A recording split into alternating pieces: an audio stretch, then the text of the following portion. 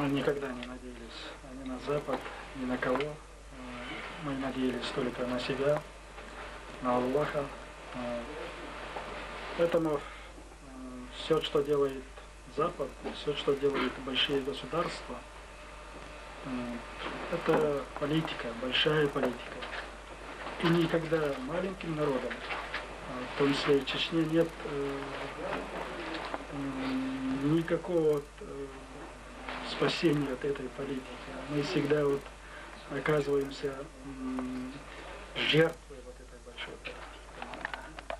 Например, в Косово, там был интерес, может быть, Запада. Здесь интерес России. Когда были события в Косово, то, соответственно, это был какой-то вызов России со стороны Запада. А теперь в Чечне Россия делает вызов Западу. Понимаете, мы тоже великая держава.